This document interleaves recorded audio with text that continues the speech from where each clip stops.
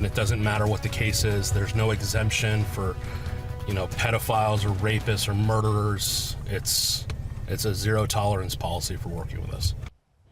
Across the state, ICE officers say they are tracking down violent criminals living in the United States illegally on a daily basis.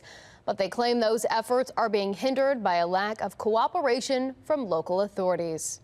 Good evening. I'm Mackenzie Frost. And I'm Vincent Hill. Fox 45's Rebecca Pryor got to ride along with ICE as they set out to arrest 2 convicted felons. That's right. And Rebecca joins us live now with that firsthand look. Rebecca? Well, in many Maryland jurisdictions, local authorities are barred from holding any inmates for ICE, even if a violent crime was committed and that inmate was convicted of that violent crime. So instead of sending one officer out to these detention facilities to detain the inmate, instead we went out with a team of agents yesterday, tasked with taking them off the streets. Before most of you have woken up or grabbed your first cup of coffee, ICE agents grabbing their guns, cuffs, and bulletproof vests, gearing up in the early morning hours to take down 2 dangerous targets. The first, Mr. Portillo Henriquez, has been here since about 2004. A convicted felon recently pleading guilty to sexual abuse of a minor for repeatedly raping a 14-year-old family member. We're trying to get a before or after he checks in. For an unknown reason, a Baltimore County judge suspending all but a year and a half of his 25-year sentence, leading to a sudden release. Historically, it's a big misconception about what ICE does. They're told that they need to be worried that ICE is coming to get them. We don't look for people who are non-criminals. We're only out for the worst of the worst. After surveilling the area for about an hour, Let's just grab them. he's spotted attempting to exit his pickup truck.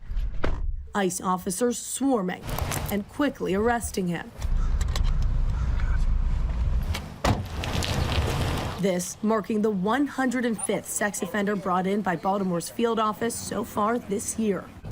I'm very proud that, we know tonight that there's probably some little girl who's not going to be abused. Moments later, he's taken to a more private location to be cuffed more comfortably for the long drive to an out-of-state detention facility where the El Salvador native will likely await deportation.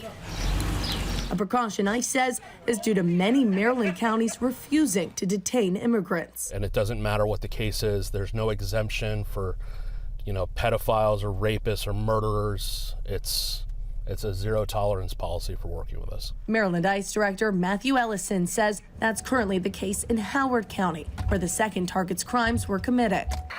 36-year-old Nahem Ortiz Izaguirre, a Honduran man convicted of selling cocaine to an undercover cop, and caught with 89 Ziploc bags packaged for distribution. Of a 20-year sentence, he served just 5 months behind bars. ICE claiming he's already been deported from the U.S. twice. People like the idea of oh yeah, well, we live in a sanctuary area.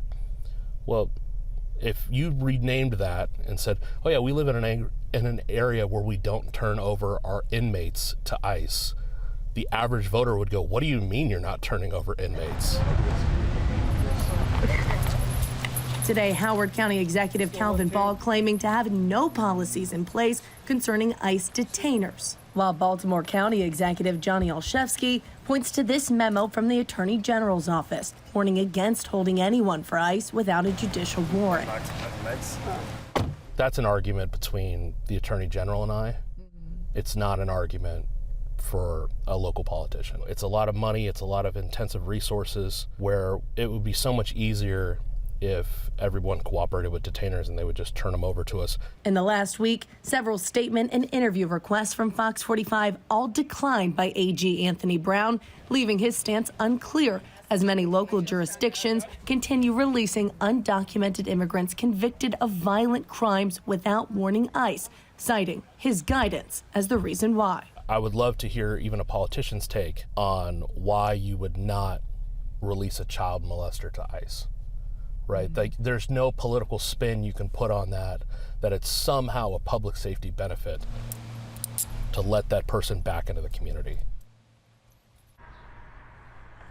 And Elston adds that his team of agents leads the nation in sex offender arrests. It's work that he is proud of, but says that it would be a lot simpler, safer, and less costly to taxpayers if these local jurisdictions would hold these inmates until ICE is able to come pick them up.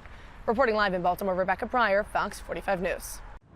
I'm Kai Jackson. Thank you for watching. Here's another video to watch. Also, please take a moment to subscribe to our channel.